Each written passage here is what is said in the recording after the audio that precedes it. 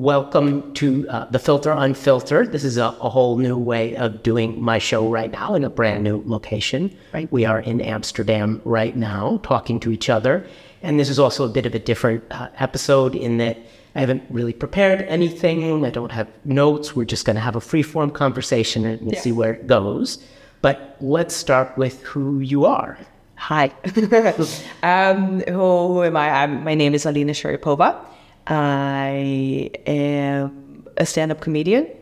That's what I do for a living. And yeah, I don't know, who am I? Like where I was born and stuff. You can answer the question any way you want. I was born in Uzbekistan.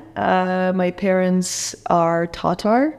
So that's like what does that mean? That's an ethnic group in Russia, or originally from Russia, also related to Turkish people. So it's like this mix of people and ethnicities.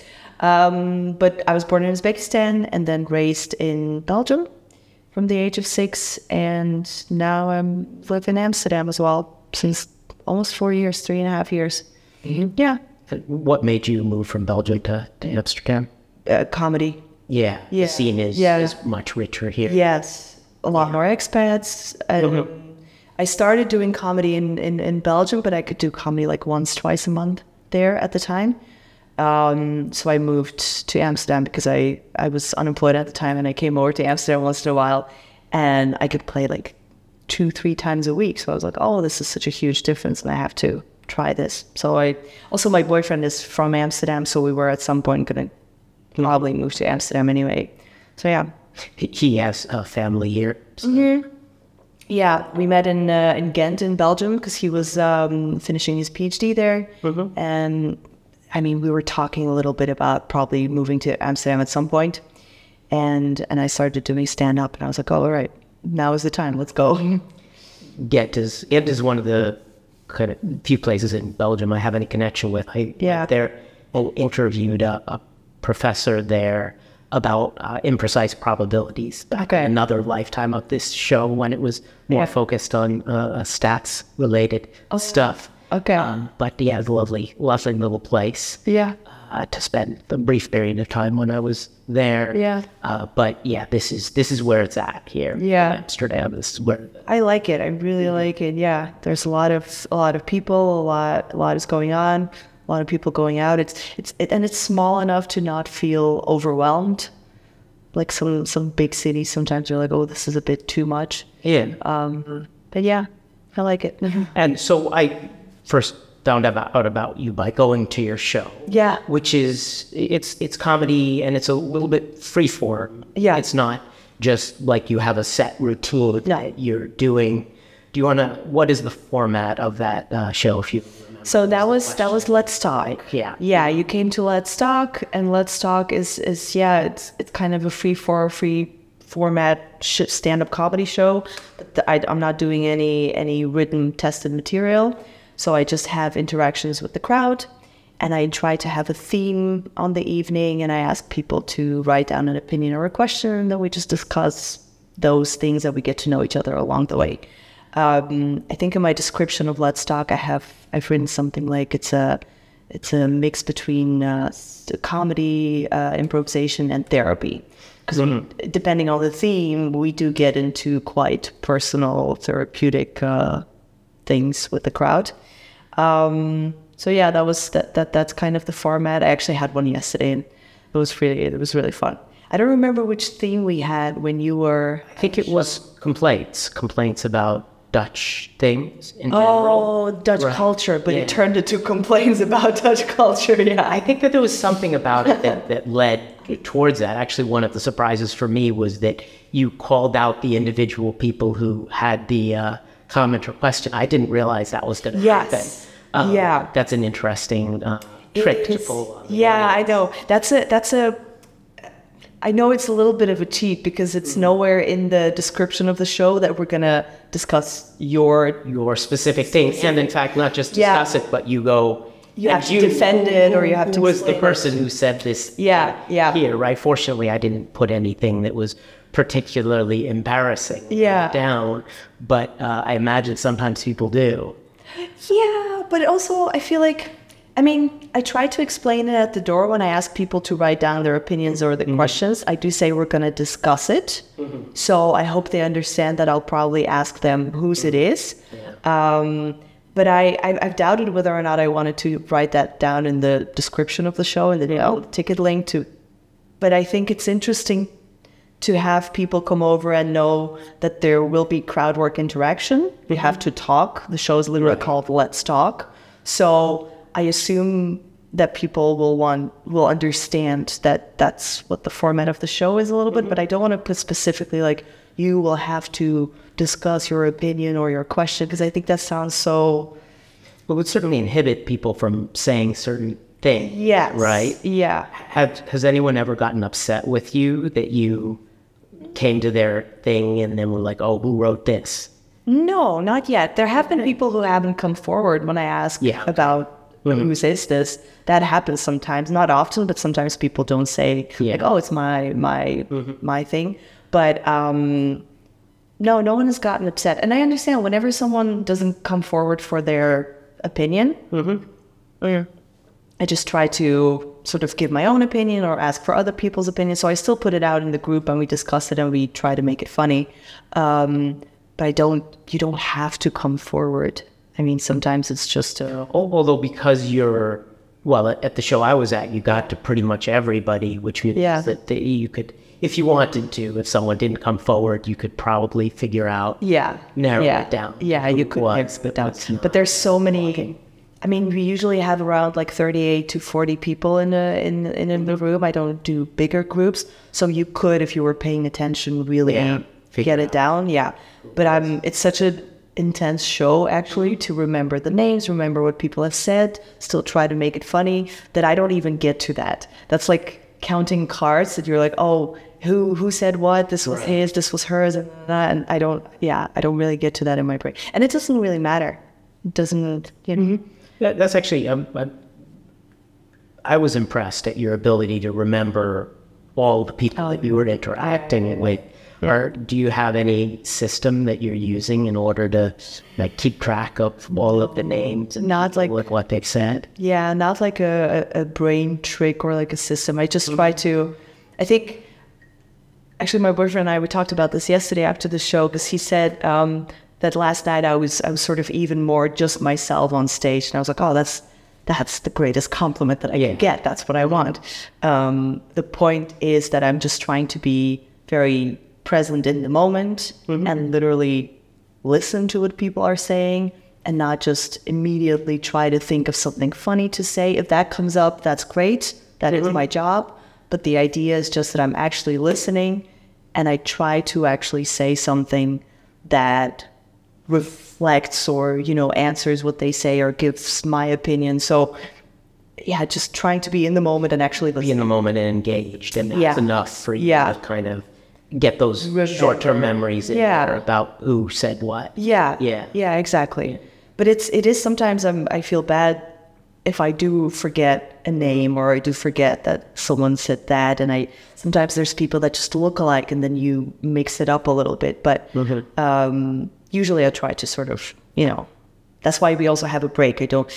Every half is around like 35 to 40 minutes. And I sort of need to have a break, and I usually either go outside or go to the bathroom a little bit just to go over what happened, just in bullet points. All right, we had this girl said this, and that guy said that, and that was memorable, and that job was interesting, and, you know, this girl just broke up with her boyfriend. That's something that we should mention. So I try to memorize it a little bit, like a short summary. And yeah, I thought you did a really good job. Thank you. Thanks. Let me ask you the question that you asked us that evening that I was there, which is, the question was basically, what is it that frustrates you most about Dutch society? Okay. Ooh. I actually really like Dutch society usually.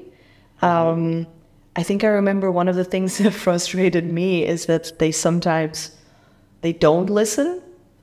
When you have an interaction with just a person on the street, a stranger, I used to love that and just think that's so interesting, and coming from Belgium, that's so refreshing and open and fun. But then for example, during the pandemic, I adopted a dog from Spain, and he's anxious. And he's a very beautiful dog. So people always in the street like, oh my God, that's a very beautiful dog. And they go towards him and they want to pet him.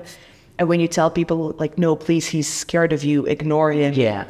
That has been very frustrating, because people are like, oh, he's scared. Why is he scared? And like, let's continue this, looking at him and giving him this attention and making him, very anxious. So that was difficult to sort of get Dutch people sometimes to like actually listen to you. Yeah, and track what you're saying and factor it into. Yeah. I don't think that's, having lived in a number of different places, yeah, I don't think that's particularly unique to the Dutch. I think in general, people don't track very well with conversations, especially with conversations that are not pre-planned. Yeah. Right, where it just happens, you bump into someone or whatever. And even with conversations that are planned, having lived in a number of different places, even when you're talking to your, like the contractor of your, doing work on your house or anything like that, and you're like, and don't do that because of this. Yeah. And then, an hour later, it's like, well, I did this, and, you're like, well, I said don't do that. Yeah. Right? So it's almost a human thing, the not listening. I don't think so. And I've been in places where like communication is even more messed up in a general way. Yeah. Like, so I lived in South America, and we were in Bolivia. We visited Chile a few times. Yeah. And I go to Chile, and I'd be like, oh man, I can't really struggling to understand what people are saying, right? And then I tuned into some of the other conversations, and they're all understanding each other. Right? Yeah. Like they're saying things really quickly and kind of in a drive-by fashion. And the overall level of comprehension of just random conversations is very low. Yeah. Right? In Bolivia, people talk slowly, and it's a little bit more relaxed conversational style, right?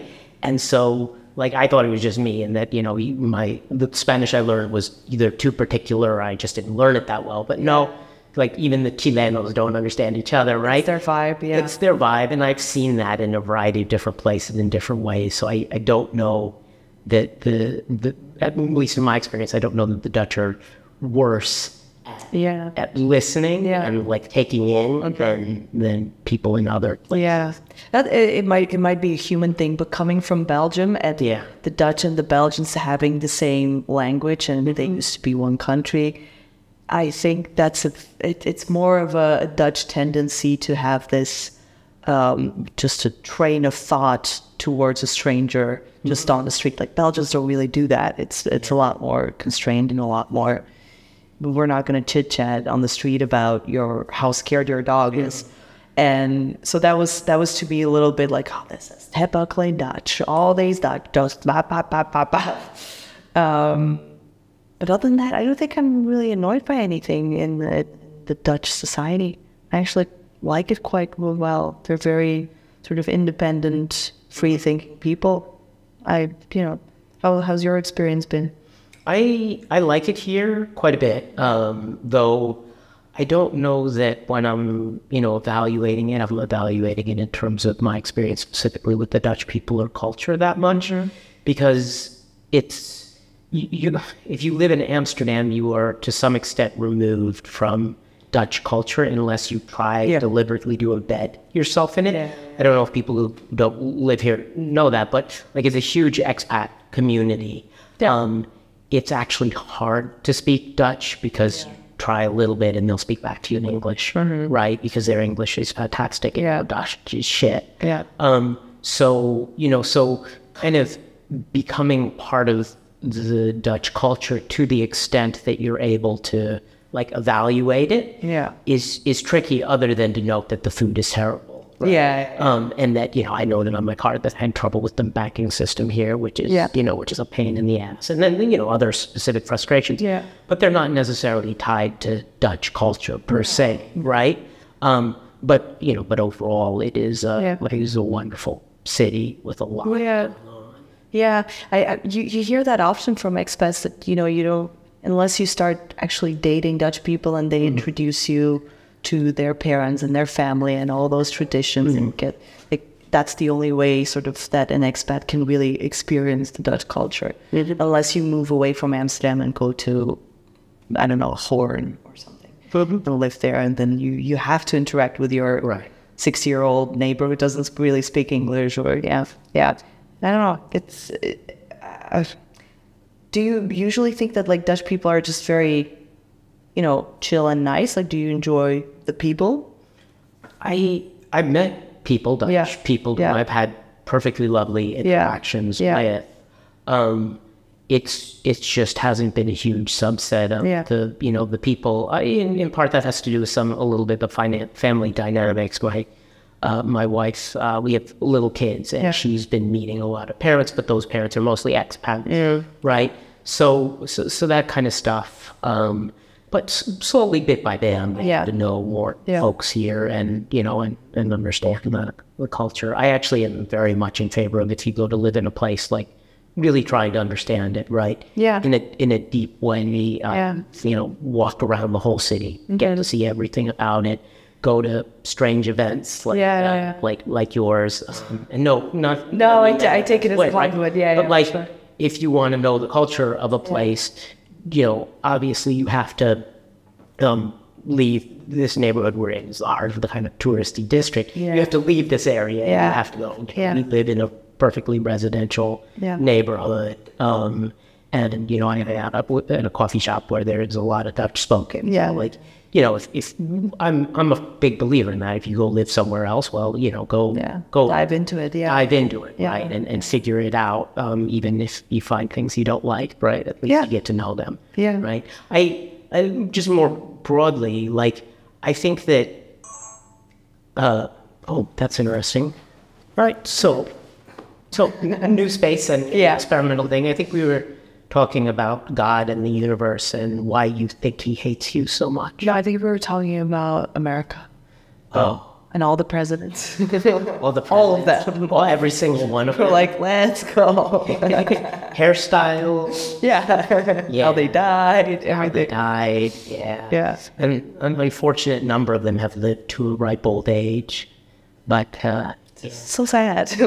It's that always makes me think about our perspectives on aging, right? If you think about the people from olden times, right, and we look at the people who were successful in olden times, who had money and prestige or whatever, a lot of them lived long lives, right? They lived into if you look at the founders, so-called founders of the United States, man, they all made it into their late 70s, 80s, right? This was 250 years ago without, surgery and dental care and all that. So you have to wonder just how weak we are now. But also those people who were rich at that time also came from money. Usually it was, right, generational wealth that... Often. Yeah. But if they were living till 80 before the advent of all of the life-saving interventions that we have, it does kind of put into question to some extent all those life-saving things that we do, or just in general, what were they doing right that they were able to get to 80 reliably if they had, if they had a little bit of money back then, that we are still struggling sometimes to, get to today. I don't know. Could it be stress? But also, I think people at the time had a lot of stress. Yeah, I mean, if you look at that particular group, the people who found, they put their names on a piece of paper that the crime for that, the punishment for that was death, 100%. Yeah. Right? Yeah. They don't win the war, the Revolutionary War, they all hang. Yeah. Right? So it's hard to imagine a more stressful, early... Do you have ancestors who were I don't know, involved in that? Not that I know. Not that you know. No. Yeah. Ancestors came over from Europe. I don't know when, but it was not early in country's history. Yeah. Yeah. Because I think that's such an interesting thing. If, America is such a young country that you could, dive back into that and know, oh, my great-great-grandfather was one of the, I don't know, office workers for Lincoln or something. I don't know. Mm-hmm. That would be pretty interesting. But yeah, I don't know. Does that family history stuff interest you? It's starting now. It didn't used to, but it's starting now a little bit because I know I have a big family, but they're spread all over the world.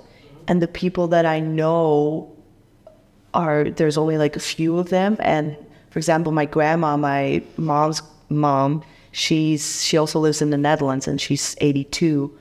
And then I start to sort of, my conversations with her change, because I'm like, how did you meet grandpa? And like, how exactly did that happen? And I know I used to ask those things as a kid, but you don't really remember that. And then now, like, yeah, but how exactly, why, like, her father fought in the Second World War, and we used to have his, like, rifle or gun wrapped in a blanket behind the door.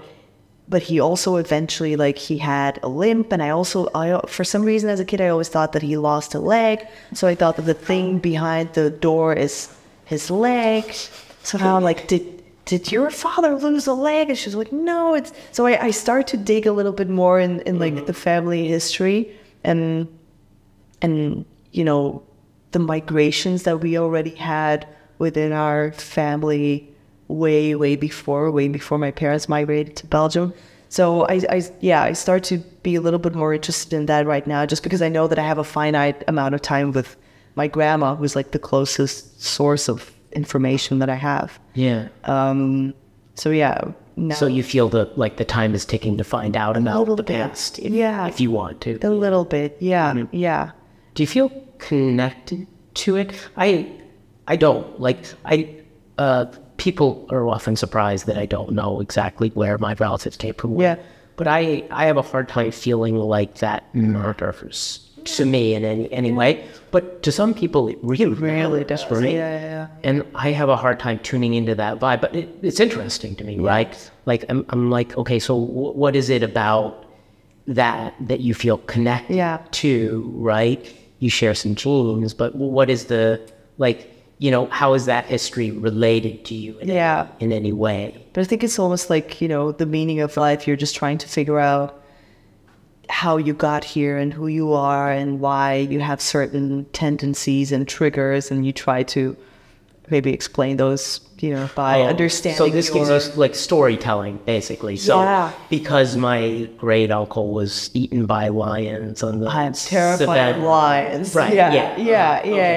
Yeah, sort of like that. And also just to understand, I don't. It doesn't mean a lot to me. It's more just interesting to know how I got here, and at some point, if you think, for example, if I'm going to have children with my boyfriend, we come from such different backgrounds and such different families that he can explain his side of the family to our future children with like one photo album, and it will be so clear and and I don't really have that. I would have to be like, well, let me get an atlas and let me get some of these photo albums that we have. But also there's a lot of people that I don't recognize. So it's also that silly idea. Like, if I ever have to tell my children where 50% of them comes from, I want to have a story. Yeah. You want to be able to answer that. Yes, a little bit. Yeah, a little bit.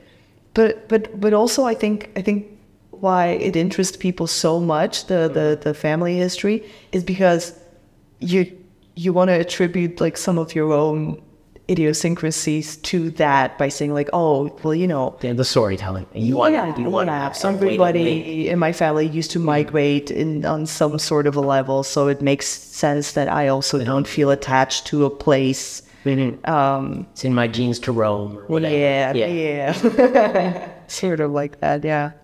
So no kids. You have no kids yet? No. Why not? I don't want them yet, I think. Yeah. Have you never had moments where you're like, oh man, I should be having kids? No. My mom wants me to have children badly. Yeah. And that made me genuinely think whether or not I want to have kids. But I don't know. I don't think you should have kids unless you really want kids. Unless everything tells you you should have kids. And I don't really have that right now.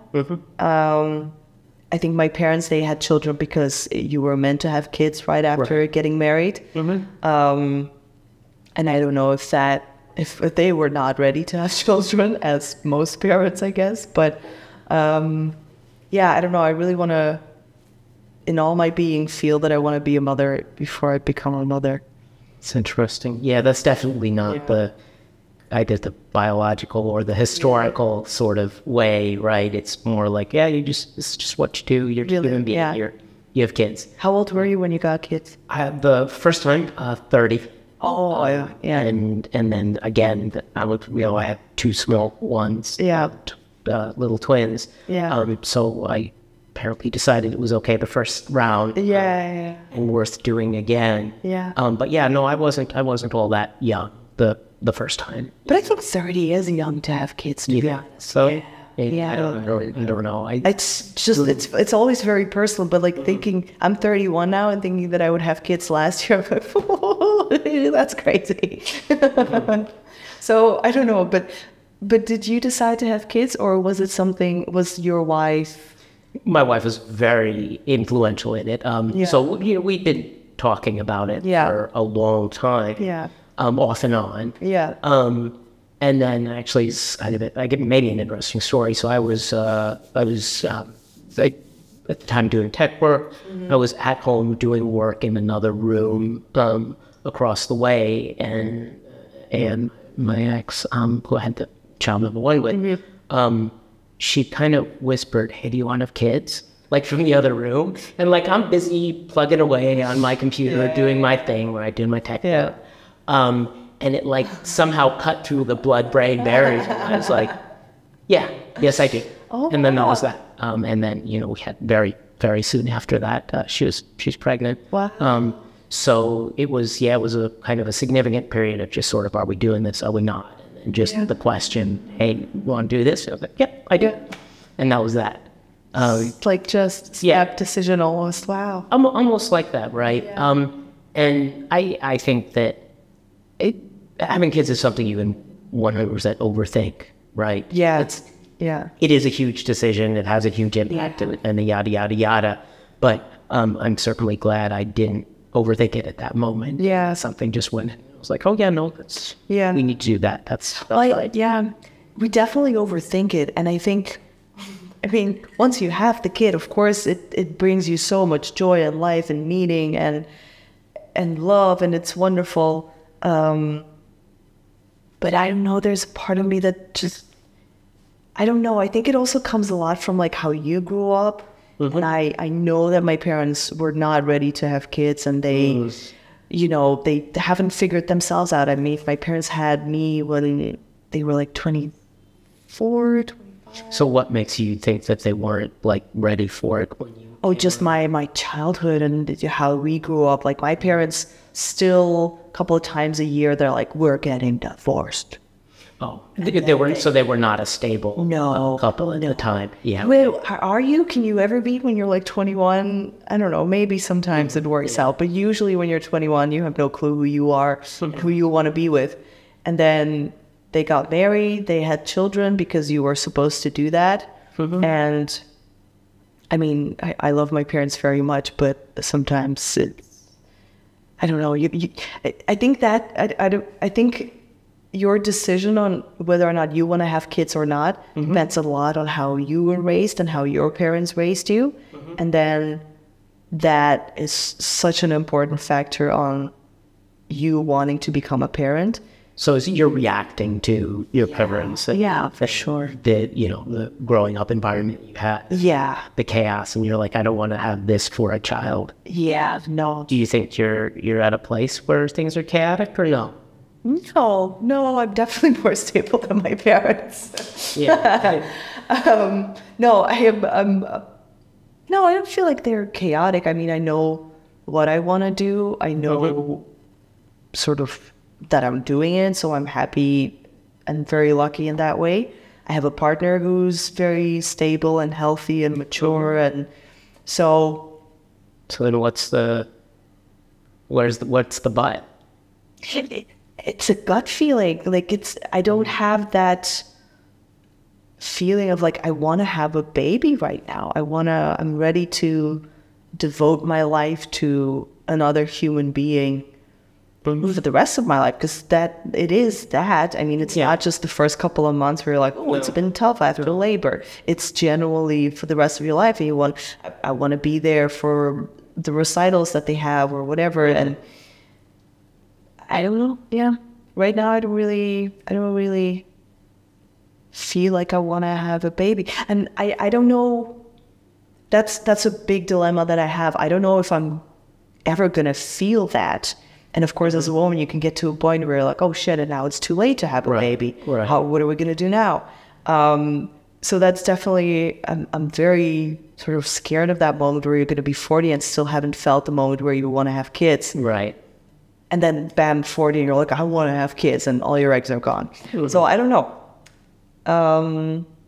We have been talking about it because a lot of his friends are having children and having second children as well. But I think I'm 31. I still have, I give myself still like 3-4 years to figure it out. Mm-hmm. And if I don't feel it until then, we'll see what we're doing. Yeah, but I think I think motherhood and fatherhood are also just different, you know?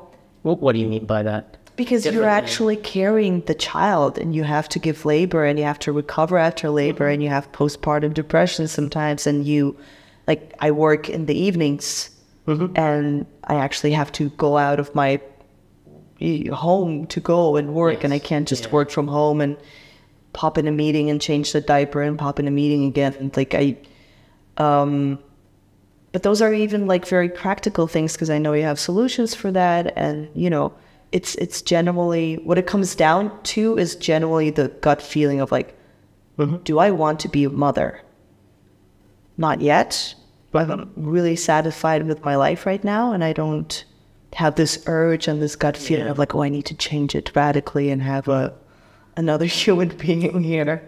I think that if I asked just random people if they're satisfied with their life, and then I think I would actually get a very low percentage who say that they are. Don't you think? Like, you get exposure to a lot of different people, right? Yeah. I think that overall people, maybe we're just meant to. We just have a lot of free-floating angst, right? Yeah. I don't know. I mean, you could go with the whole Buddhist thing of saying life is suffering, and, you know, it's just an internal part of it. But I remember being very shocked when I discovered stand-up comedy, and I still had a job at the time, and I think I was working for ING, but I was shocked at how many people who I studied with and got my degree with were miserable with their jobs and what they were doing, and not just people who I studied with, also people I meet at shows, and it's very sad if you think about that. We don't. I mean, you're 18 when you go to college or to university. You have no clue who you are. You have no clue what you want. And you're like, oh, yeah, I'm going to be an accountant for the rest of my life. It's insanity. And I think that's such a, Is there a better way?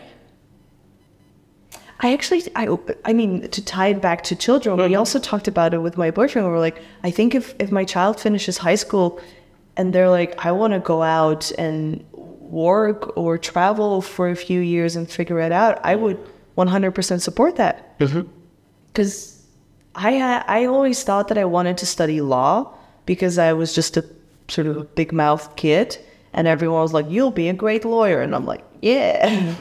And then I got a law degree, and I'm like, I did not want to do this a day in my life. This is stupid. And so I do think there's another way, and a lot of it is internal work and figuring out, what do you like? What are your passions? What do you want to do?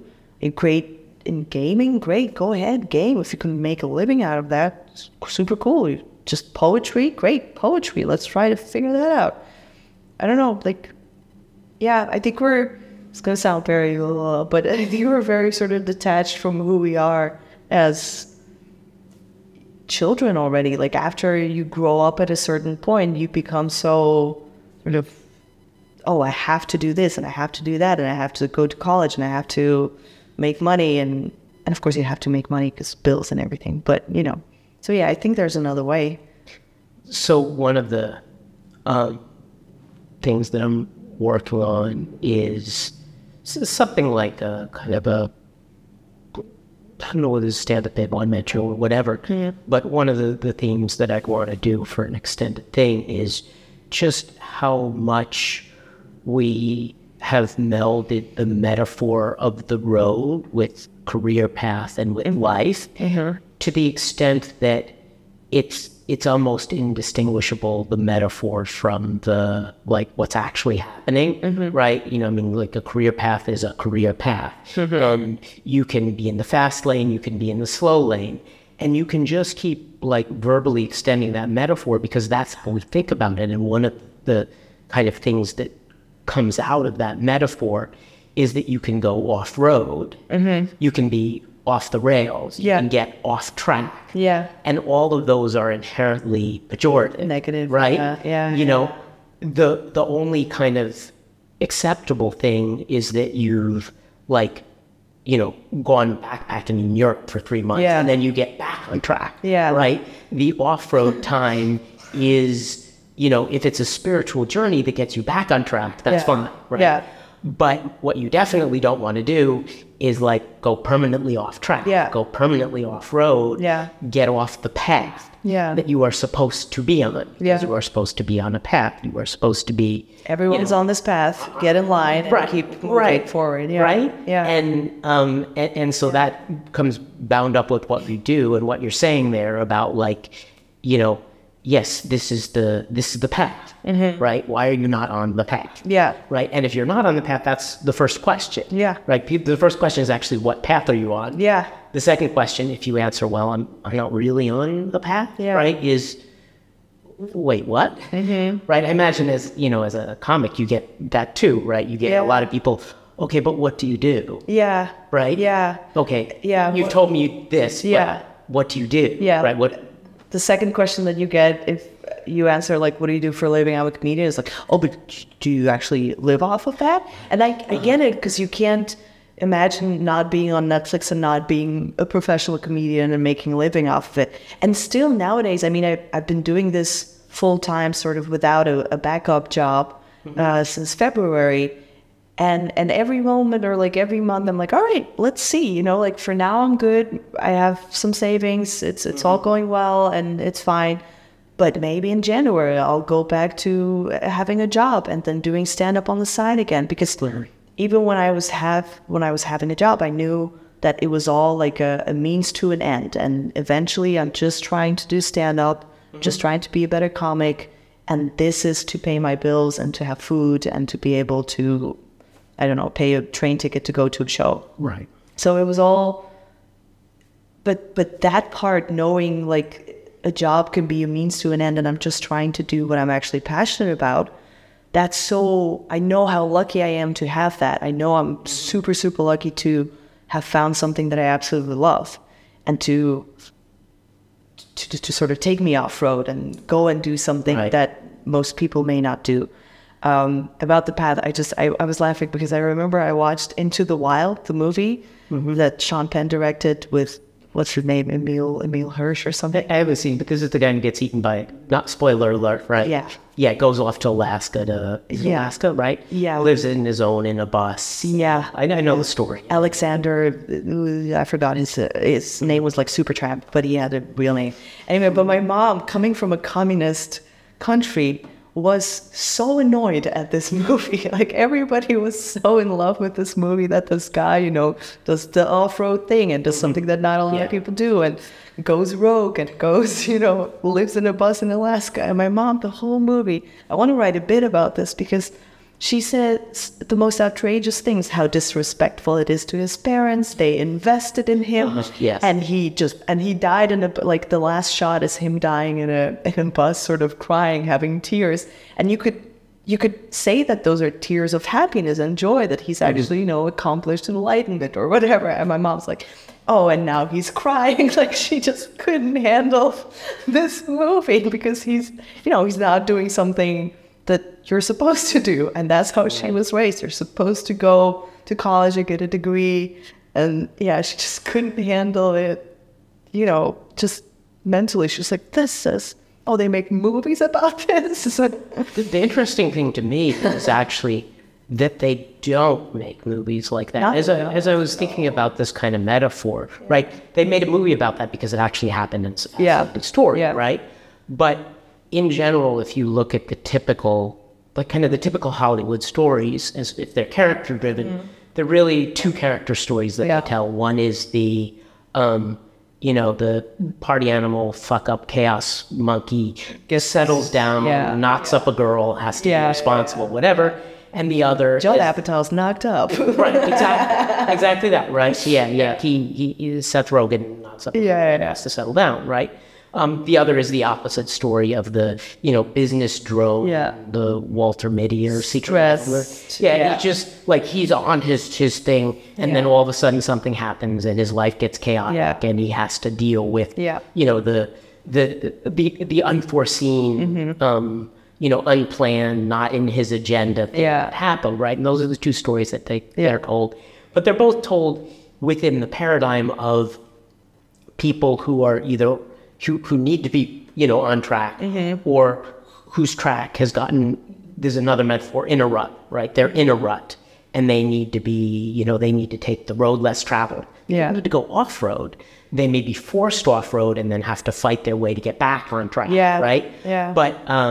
But those are the stories. And then if you look at kind of protagonists who don't fit that, more or less character-driven stories, you actually have, as far as I can tell, in terms of mainstream Hollywood movies, you have exactly one example, which is, have you seen The Big Lebowski? Oh, yeah, of course. Right. So the protagonist there, if he is the protagonist, right, the dude, he went off track. Like, completely, right? He's off-road, right? Like, there's the great scene where he's, after he has sex with, what's her name? At any rate. So he's had sex, and they're hanging out and smoking, smoking a joint. And she's like, okay, so what's your story? What do you do? He's like, well, I spent some time with the Memphis Seven, and then I just sort of did this and that, and blah, blah, blah. And there is no story. There is no path. There is no road, right? But, like, what makes that movie striking to some extent is that there's nothing else like that. That focuses on a protagonist who really does, who's gone, like, does whatever he wants. He's off-road. Right? He is not on a career path. Right? All the others are people who need to get on one. They bumped off and get back, right? Because you need to have a story, some sort of an arc. But the other movie that and interesting enough, it also has the word wild in it, but Wild by Cheryl Strait, and it does have the thing of, like, have you seen it? No. Renee Witherspoon, what's her name? Reese Witherspoon. But she plays Cheryl Strait, and it's this book, and it's beautiful. This girl's mother dies, and she wants to get herself sort of back on the road, but not per se back on the road of, like, a career and ambitions and all of that, just back on the road of, like, who am I and what kind of a human being have I become? And she was a drug addict. So it is that story arc of, like, you got to sort of scare yourself straight and do something. But she goes on this beautiful journey of, the Pacific Crest Trails. She walks them.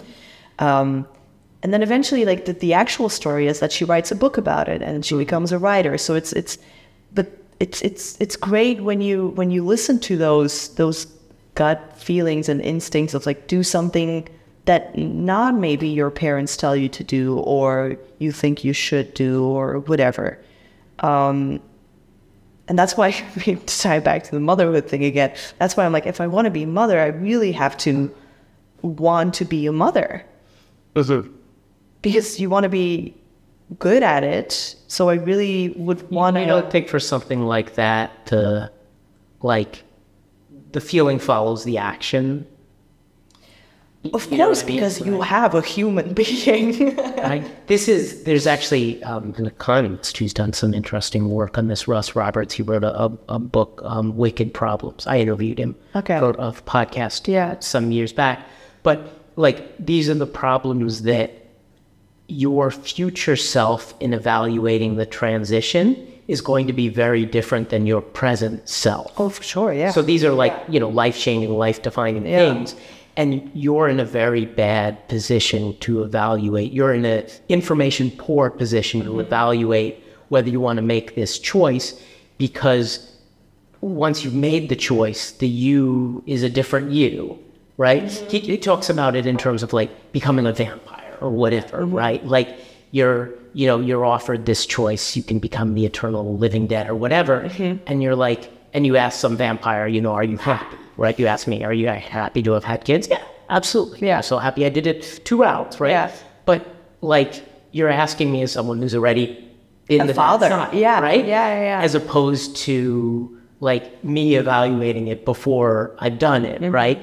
And so anything that I say is going to be suspect because I'm already on the other side. Yes. That vampire who says, oh yeah, life here is good, right? Like they're no longer even able to compare it to the before, right? They're just a different person, right? So, but to me, to some extent, those decisions are like, you're going to have to make it from a place where, you're not necessarily convinced because you are different once it happens. You know what I'm saying? What I'm getting at? No, I understand. But I don't think it's ever a decision of like 100% yes. It's never, it's all, like, I think Rick Rubin has this thing in his book, The Creative Act, where he's like, if you're not sure, if you have a choice A and B, and you're not sure which one you want, do a coin toss. And while it doesn't matter what the coin is going to end up, but like while it's up in the air, you'll know which one you hope it would be. That's the choice. So it's never like a 100% yes or a 100% no, but it's always, you have arguments pro, you have arguments against, and then you always have a little bit of a gut feeling where you're like, yeah, but I feel it or I don't feel it. And I think with parenthood, that's so important to have that. And I think it might also come from like this very sort of feminist thing where women a certain age are immediately asked like, yeah, but you're in a relationship, it's stable, you have a job, so kids. It's like just the next thing is kids. Right. You're like, yeah, I don't, it doesn't have to be. It doesn't have to be. So you don't have to be on that path. No, again, it is a path thing as well. Yeah, right. People expect you to be on the path. Although I actually think that it's much less expected now than even 20 years ago. Right? Definitely much less, but still it's very much a topic when it comes to women 30 plus, because you literally have like, if you're lucky, you have 10 years to get a baby in there. Right. If you want to have a baby. So it's definitely still a topic. Like every conversation that I have with my mom, at some point it will return back to grandkids and happiness and children, all of that. Yeah. So it's it's definitely on my mind a lot. Almost too much. But it's the same, it's definitely like a path metaphor. Like the path, right? And that's certainly not unique to the West, like your mom and her culture. And then also we were in South America, actually, it was funny with the woman who I did end up having kids with. But like, as soon as it's realized that we're married, it's like within seconds the question will be, kids. Yeah. ¿Vas a tener niños? ¿Cuándo? When? ¿Cuándo? ¿Cuándo vas a tener niños? ¿Cuándo? ¿Pero cuándo? Yeah. Right? It's like, what you're married. Why aren't you? Yeah. Why hasn't this happened? Yeah. Although, over time I've come to kind of, I don't know, I appreciate the honesty of that to some extent, like of just saying, this is what's on your mind. What's on your mind. Why don't you have kids? I say it, I need to be able to deal with that, right? And I can handle a question, right? And then also, like, it ties into a broader philosophy down there that I actually become more and more sympathetic with over the years, which is that, like, it actually doesn't have to be, like, this tremendous weighty thing. It's just, you just have some kids. Yeah. Although it is much easier in the third world to have kids because you're not expected to put as many resources in each individual kid. Yeah. So, like, I knew an expat down there who went down there, married a local woman, they had 4 or 5 kids. And I'd have a conversation with them, and it was like, I had 4 or 5 kids, right? It wasn't like this was an extraordinary, defining, whatever. It was just sort of like, we popped out. It's such a luxury to even be able to sort of put so much time and energy into thinking or planning whether or not you want to have kids. Yeah. It's ridiculous if you think about it. But yeah. But also, I don't know if we'll ever get to a point where if you are married or you are a couple where people will ask you, why do you have kids? Like, you know what I mean? Like if it's on the same level of like, do you have kids? How many kids do you have? Will we ever get to a point where people are like, oh, you have 2 kids? Why? There's so many people. Have you seen outside? There's so many people. Why do you have kids? I mean, is it a legacy thing? Like, well, what is it? Why do you have kids? But I don't know. It's such I understand now that it's a very strange question to ask people. Oh, you have kids? Why? It is. Although, like, it's interesting. One of the things that came out at the event that I was at your thing was the guy who was like, I'm not having kids and, because I want to be sustainable. And I was like, that's not sustainable, that's extinction. Right? Like, we have gotten to a weird place, in my opinion, as a pro having kids guy, right?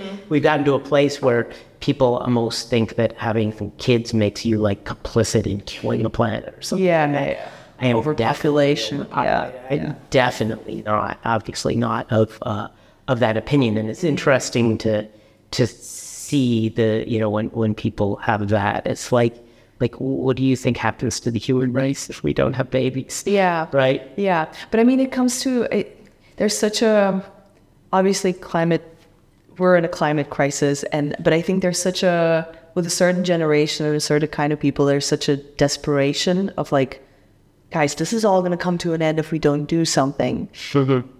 And it's understandable. I think you have to make a personal choice of like what your ideologies are and where you stand in this. I think people are sort of smart enough and will come to some sort of we'll be able to find a way to not destroy the earth, hopefully. But it is a fact that, the population keeps on growing and there's so many people and everybody keeps popping out more people, and it's more, so it's understandable that people come to a conclusion of like, I'm not going to have kids because there's so many people. It's not per se. I think it's suicide myself. I think it's just collective suicide. And I think that, I think that the climate stuff mostly expresses just like a free-floating angst that people have that has attached itself to a particular thing. And I don't think that I see a disconnect between the strength of the evidence versus the strength of people's beliefs. And it expresses itself, that kind of disconnect, I think, expresses itself most particularly, or it's seen most particularly in the fact that the things that people do that they take actions on are so disconnected from, if this was an actual problem, what would actually help, right? So, China's building a new coal plant every 2 days, but nobody ever talks about it, right? I think that's a manifestation of the fact that what you really have going on is just a lot of free-floating angst to a lot of people who are younger, especially, and a little bit more affluent, and they feel like they have feelings of unease, right? I think it's almost like a Jungian kind of like collective unconscious thing, and I'm not a huge person about that stuff, but I do think that there is a certain something about like the spirit of the time or whatever, and I think that the spirit of our time is unease, right? And that's not to say that, that pollution doesn't exist or bad things don't exist, or that it's impossible that we could change the climate. We absolutely have the ability to do it, right? It's just that I think that what we see mostly is an expression of people's collective unease, if that makes sense, and that it applies to this one thing, but it could be attached to any other big general thing. I think the biggest criteria is that the thing it's attached to has to be unsolvable. I think it has to be a problem that just has to exist out there as a thing you can be worried about, right? Right. It can't attach itself to I'm hungry because you go have a sandwich and you're fine, right? I think it's attached specifically to this big, immense global issue, right? That is not going to be something that's going to be resolved in any particular way. That's my feeling. But it's not a false feeling. It's a completely correct feeling because people are I mean, if you have a sandwich in the morning, a sandwich at noon, in the evening, and you're Dutch. No, but like if you it's like Maslow's pyramid, then your right? morning Like is the bread with the sprinkles on it. yeah, the chocolate sprinkles.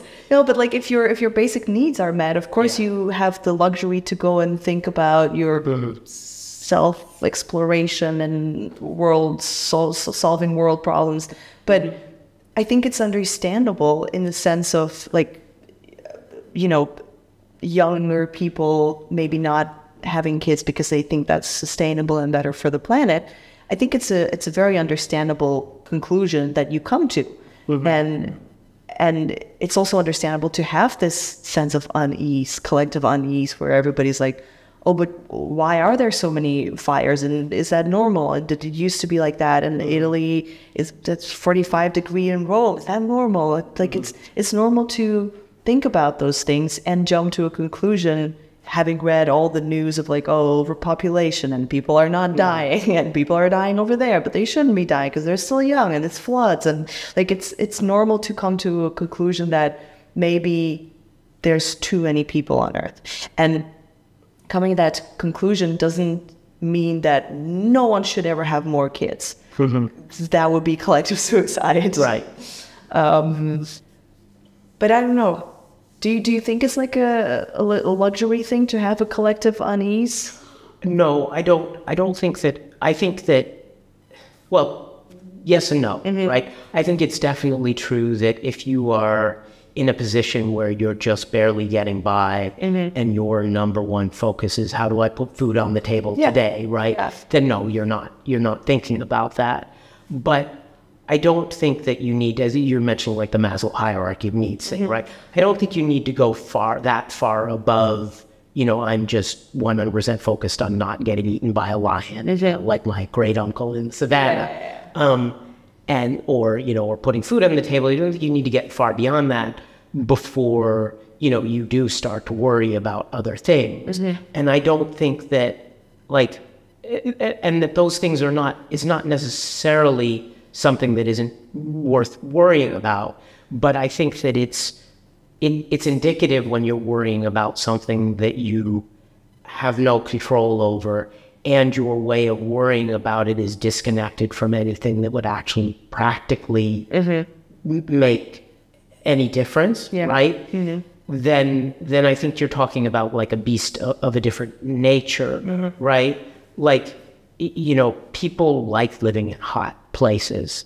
It's warm in here, right? I don't particularly love it, but like if you look at where people live as human beings, they cluster close to the equator. And when people are free to move anywhere, they move from cold places to warm places. There's a long-term in the U.S. of people moving south. Right? As soon as you get AC, it's Florida. Let's go. We lived in Florida.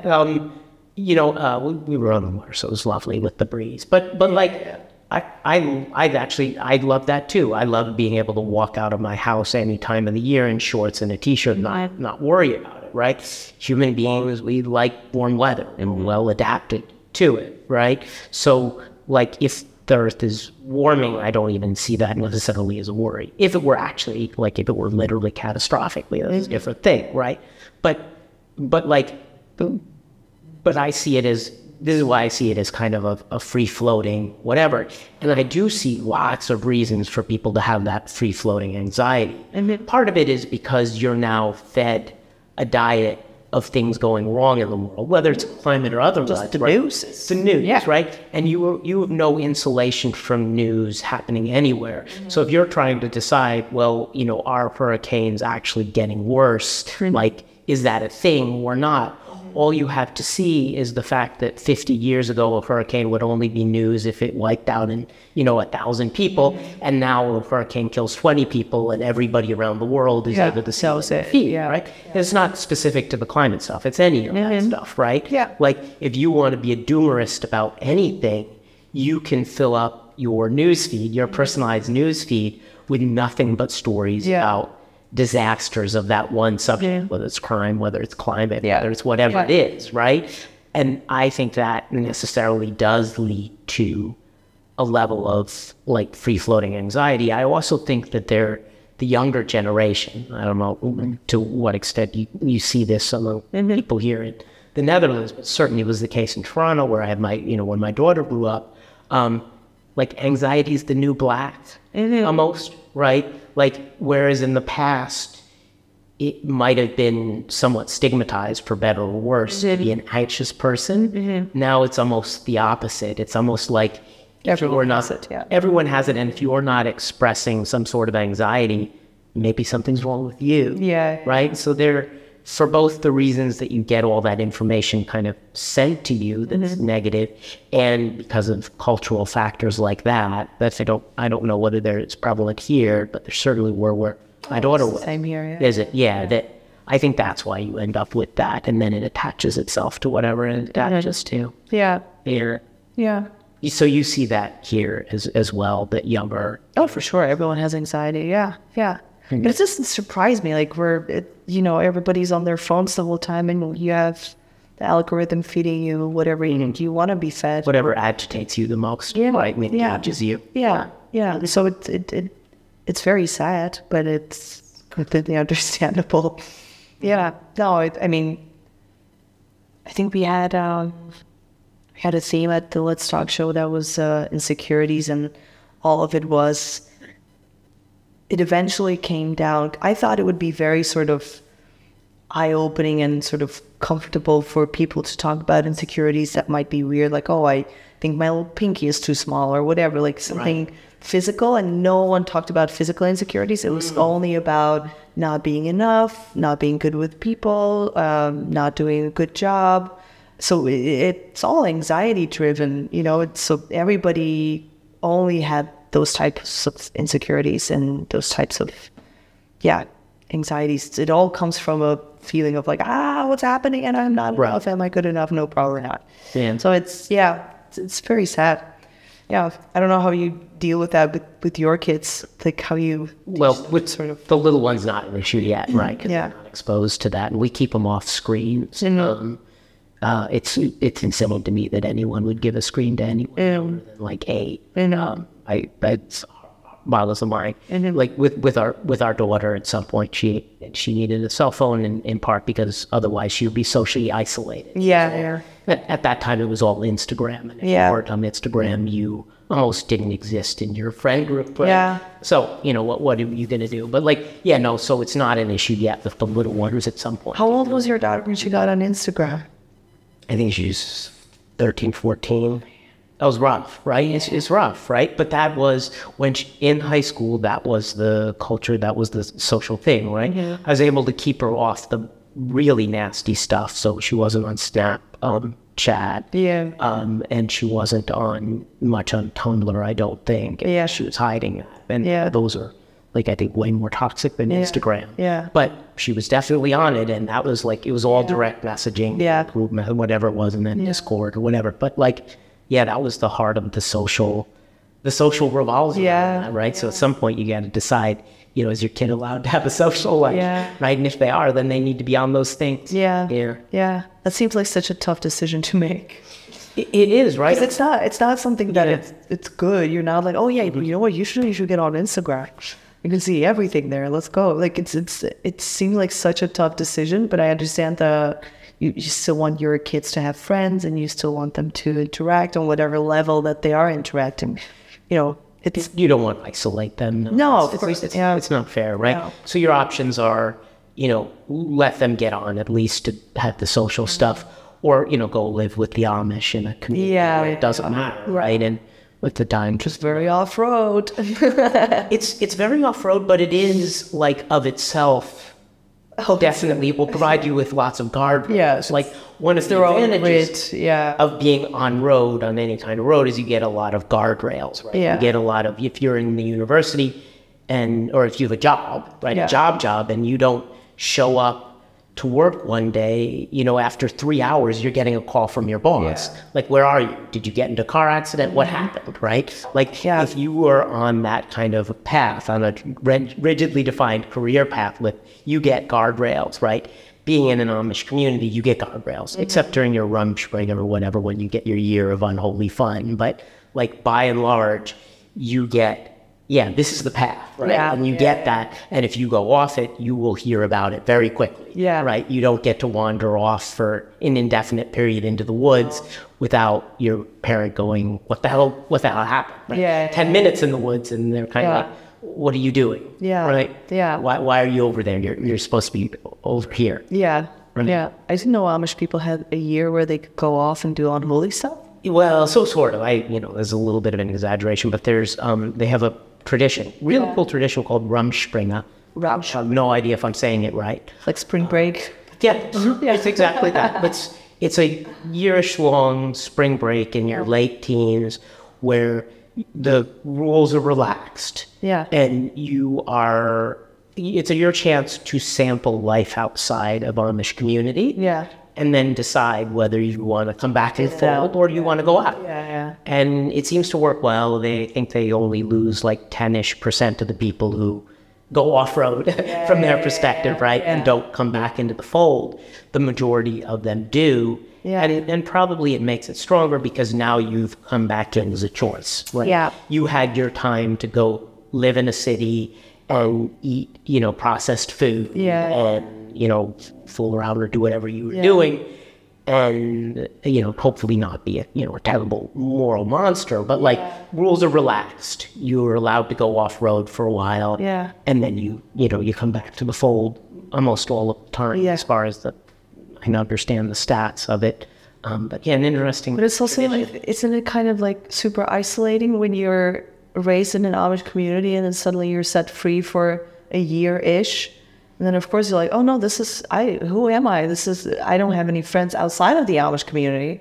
I'm very lonely. There's no one to fool around with. And there's no one to, do whatever I used to do as an Amish person. Of course, you return. Right.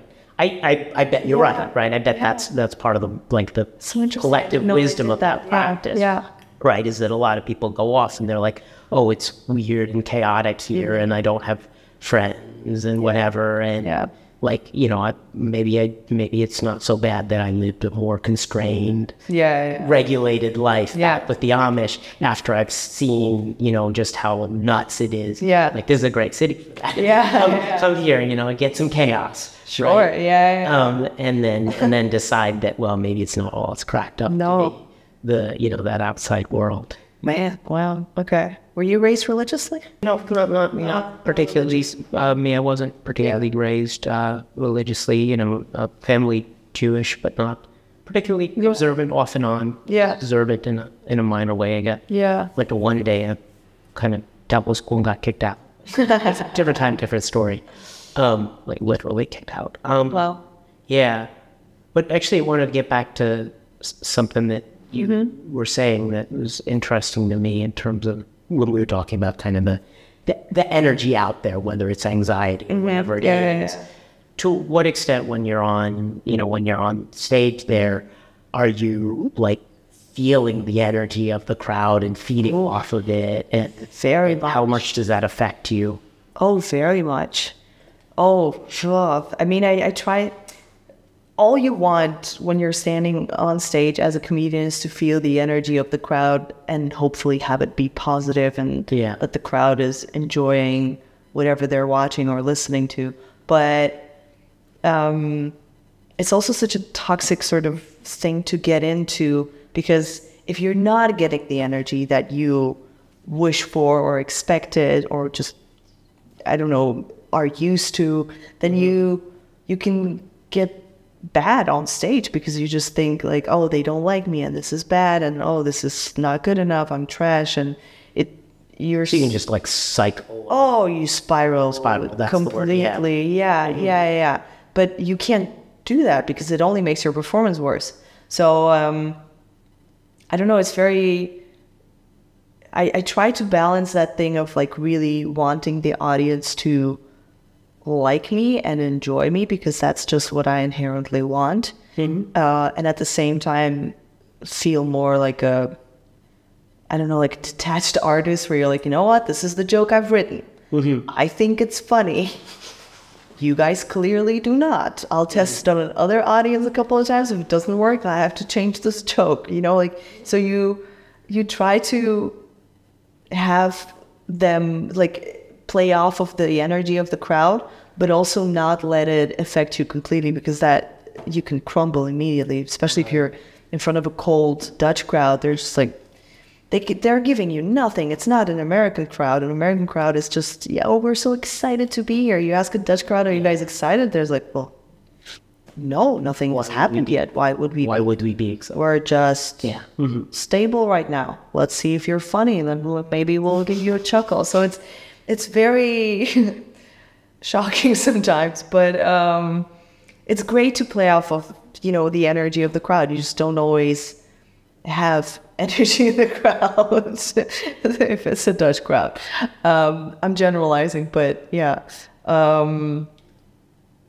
But I do it. Like I opened for Taylor Tomlinson once, and her crowd was perfect. Just perfect people. It was like 800 or 900 people. And when I got on stage, I could genuinely feel like a wave of energy. I've never had that before. But literally the first thing I said into the mic, oh my God, I have goosebumps, because I actually had goosebumps, because you could feel a wave of energy. It's also, it's a perfect theater. It's called the Eau de Luxor in Rotterdam. And it was great.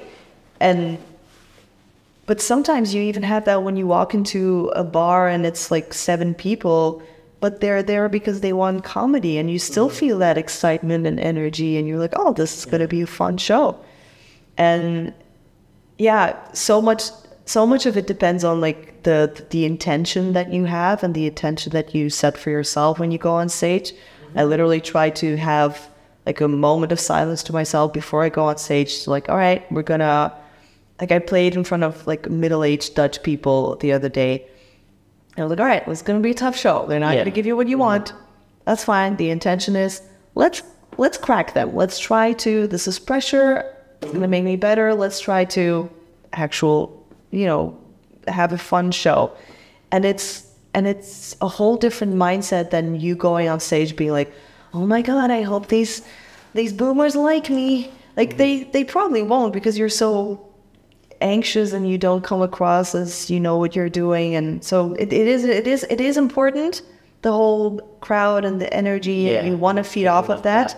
But sometimes when you don't have it, you really have to toughen up and be like, all right, well, this is going to make me better. It's not going to be fun. It's going to make me better. Is there, I imagine there's some of this, but like to what extent is there a Dutch comedic tradition or kind of a... Oh, very much so. I mean, but they have a cabaret tradition. So they have more of a storytelling combined with music and songs. They have that type of tradition.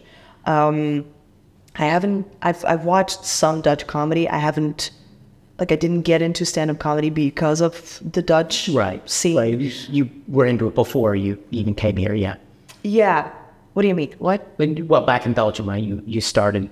Yeah, but I mean, I didn't discover stand-up comedy through Dutch-speaking comedians. Okay. I discovered it through Louis C.K. and George Carlin and Richard Pryor, all those people. So, but there was, I think they have... Belgium and the Netherlands, they have a cabaret tradition. So it used to be a lot of men, maybe 1 or 2 women, who would have a story. So the idea is that you have an actual arc. There's a beginning, a middle, and an end. And very often you have like a red line, and then you go off-road and you come back. And then it's very much a story, which is great because that makes Dutch people as a crowd, they're really good listeners. They're actually listening. Yeah. They're not great laughers, but you can take them on a story. Yeah. If your story is not funny, great. No, but like they do listen. And they can appreciate like little word puns and stuff like that, I think. So there's a rich culture there, but there's not a rich stand-up culture. That's just the last, I don't know, 11, 12 years or something. I don't know who the oldest comedian is that's been doing it. Dutch comedian, I mean. So I think it is something that, came from the States and flew over here. Yeah. And that's the kind of tradition that's sort of your background getting into comedy, was the more Western style. Yeah. For sure. Of comedy. Yeah. I think I discovered George Carlin and Louis C.K. and Chris Rock through YouTube. So it was all through YouTube. I remember I would put their like specials that they have. I would put them in through a very virus-infected website, I'm sure, and translated it to MP3 and then put it on my iPod and then listen. Like I wouldn't watch comedy, I would listen to it. Interesting. Yeah. I still do sometimes on Spotify because it's just fun. What do you have a favorite Carlin bit that he does? Oh God, anything that where he breaks down religion is just good. Yeah. I'm not going to do verbatim, but anything where he's talking about religion, I'm like, oh, it's so good. Yeah, I do have a favorite Louis C.K. bit. What's your favorite? The of course, but maybe bit. Which one is that? I might know it or might not. It's where he's like, he says that he has beliefs, but he lives by none of them. They're just his little believies, I think. And it goes into these examples where he's like, of course, children with peanut allergies should be separated from peanuts and everything. But maybe if touching a nut kills you, you're supposed to die. And then he builds it up all the way to like army, you know, like of course dying in war, it's the horrible thing, but maybe if you go to a country with a gun, you're supposed to die. And then slavery, but it's horrible. We built everything that we ever built is built on slavery and human suffering and blood. So it's such a good joke. I really like that joke. Yeah, that's my favorite bit. Yeah.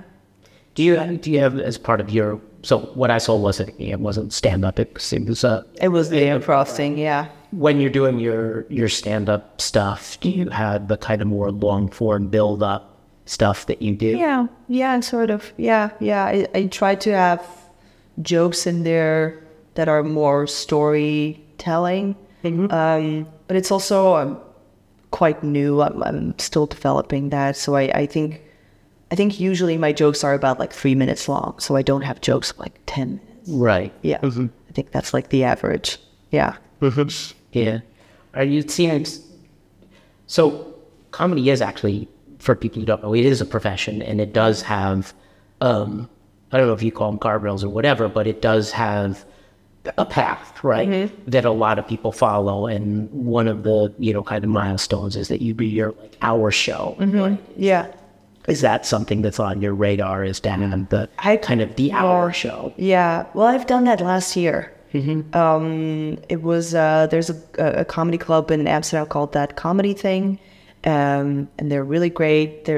I did one of my first spots in Amsterdam at their club, and it was like, oh, this is possible. It was great. They were one of the reasons that I moved to Amsterdam, and they kind of pushed me last year to do an hour. Yeah. And they were going to produce it.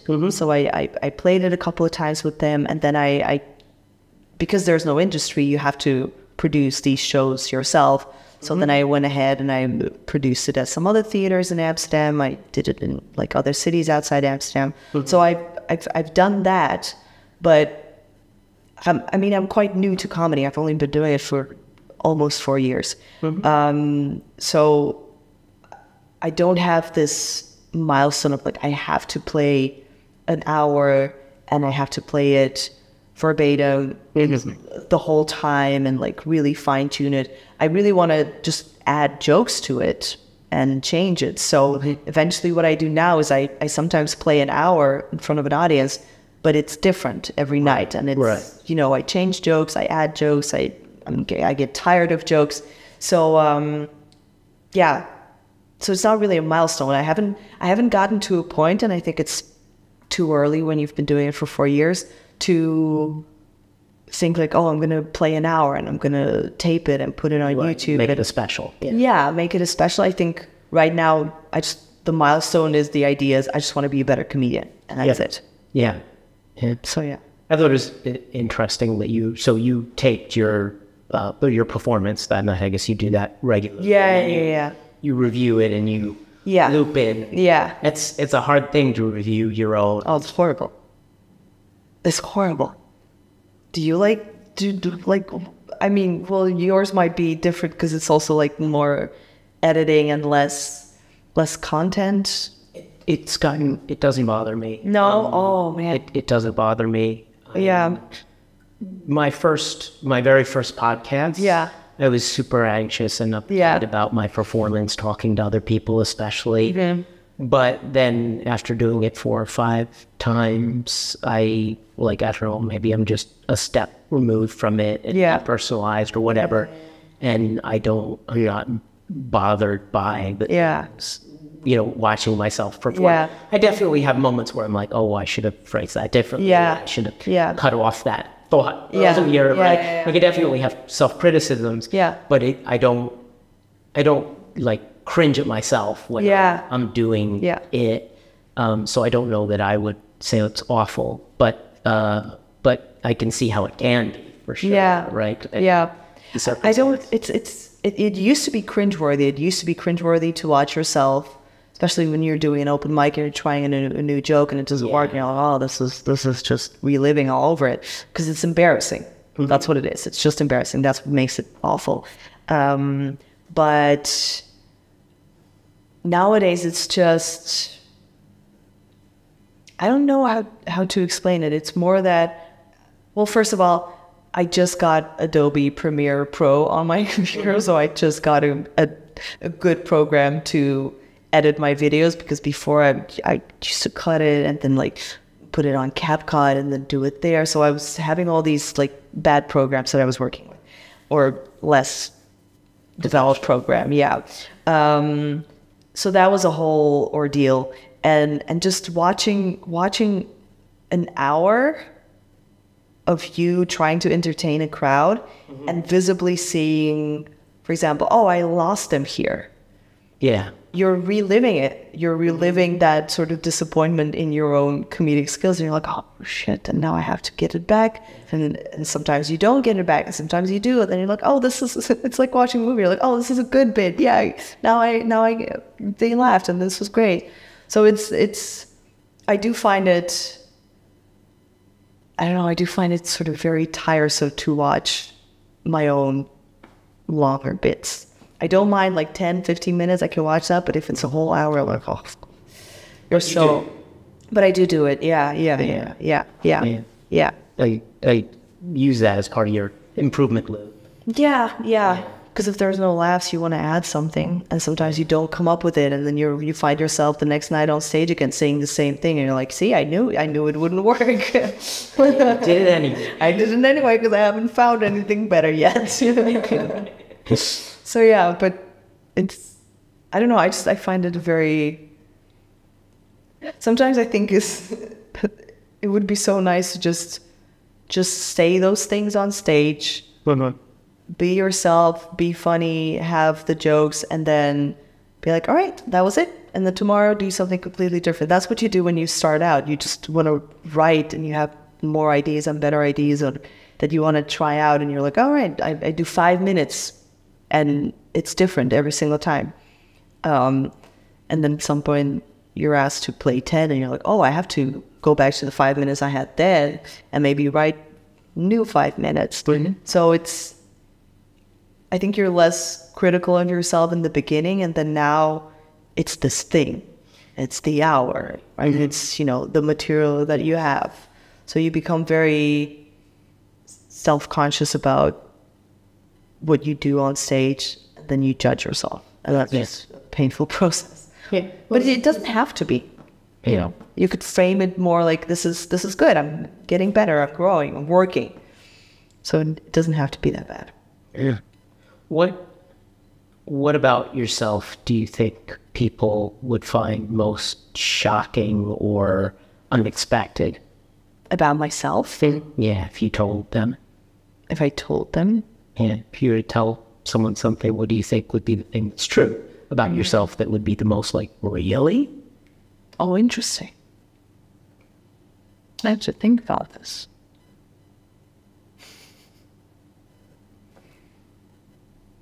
What about me would be shocking?